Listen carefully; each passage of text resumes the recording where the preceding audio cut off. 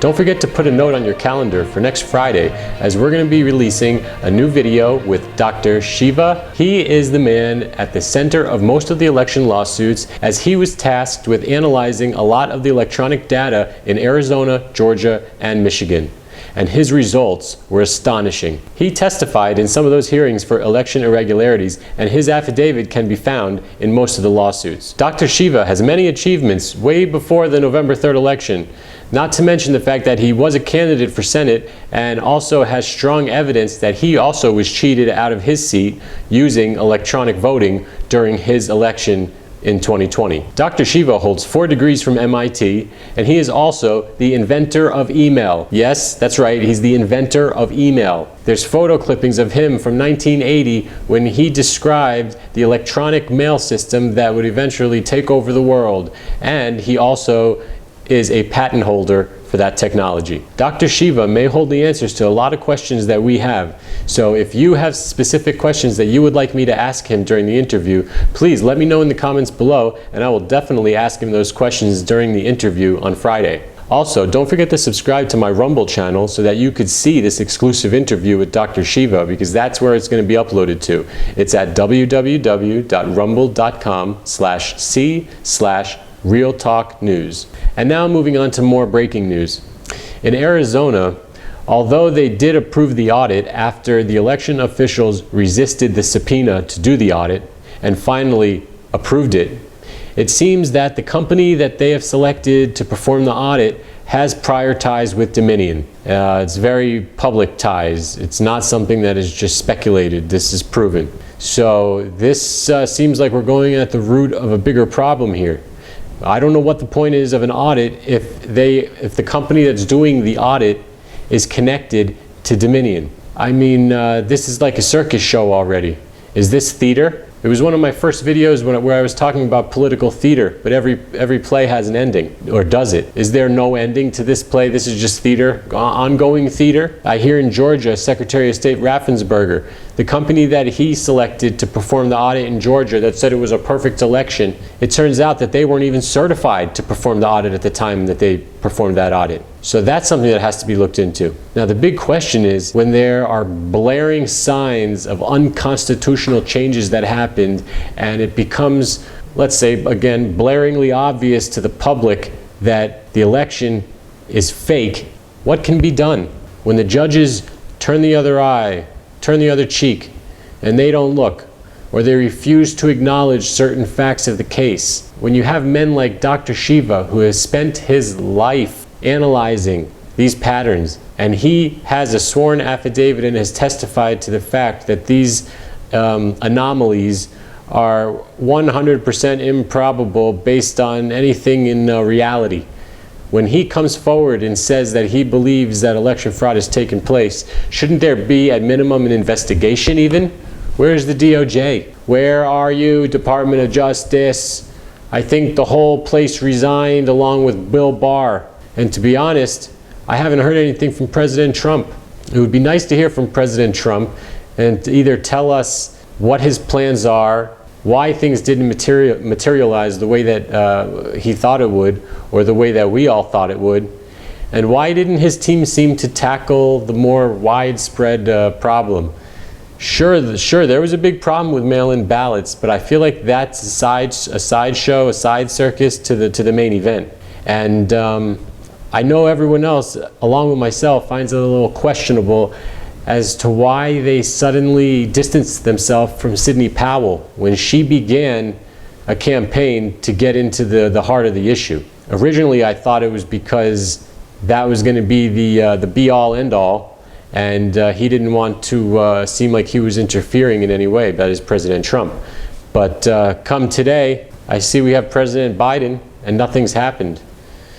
Martial law was never called, which, I mean, it's easy for me to say if I was the president, but if I was in that position and I saw all of this alleged fraud, and then I saw the facts and I knew exactly what had happened, it would seem to be a no-brainer for me. My question is, does the top brass at the military have the same data and facts that the Trump team and Dr. Shiva have? And that's the question that I'm going to pose to Dr. Shiva. I'm very interested to know if the military top brass has this information. The answer is probably yes, but you never know.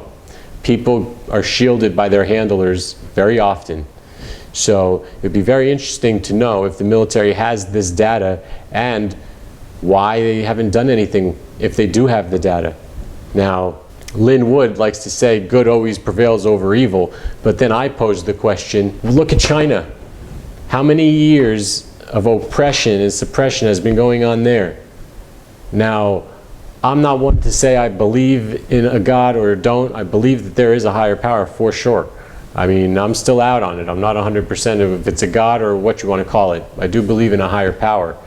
But when people like Lynn Wood, who I think is a great patriot, says leave it to God, leave it to the higher power, it makes me pose the question, did the Chinese and other people, did the Cubans leave it to God? And how's that working out for them? Maybe it takes a deeper delve into the Bible to understand what God's plan is if you are a religious person. Me, I consider myself religious only in the sense that I believe that there is some type of higher power. Now, I can't say if it's a God, I can't say what religion, I don't know. I just know that there's some type of higher power, some type of higher energy, if you will. Now, with that being said, let's move on. Another question that I'm going to pose to Dr. Shiva, and I'm not 100% sure he's the man that can answer this, but if he is, that would be great. I did cover a couple stories not so long ago about, quote, dueling electors, or the alternate slate of electors in certain states, specifically Arizona. They said that they cast their slate of alternate electors. So why is it when on January 6th they were debating the certification of electoral votes on TV, there was a senator that said, I'm paraphrasing here, that thankfully there was no one or were no states that submitted an alternate slate of electors.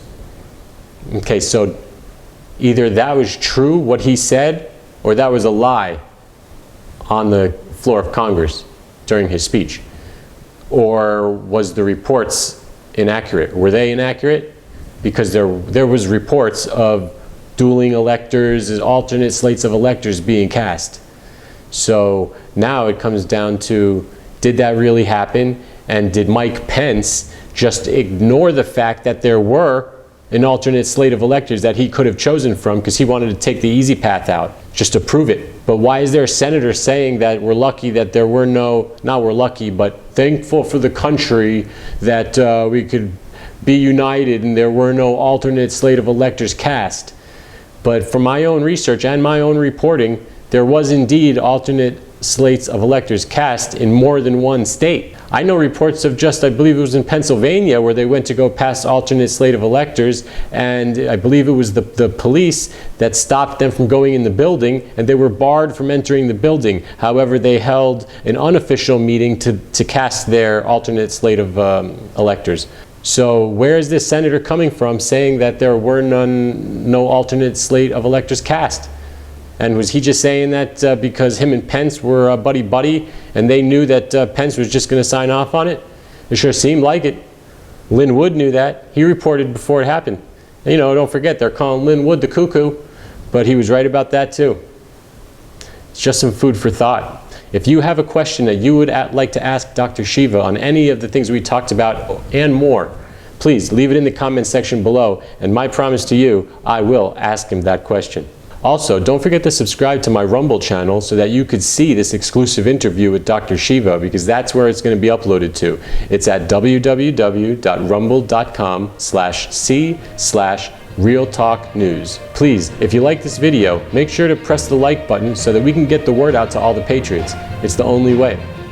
Until next time.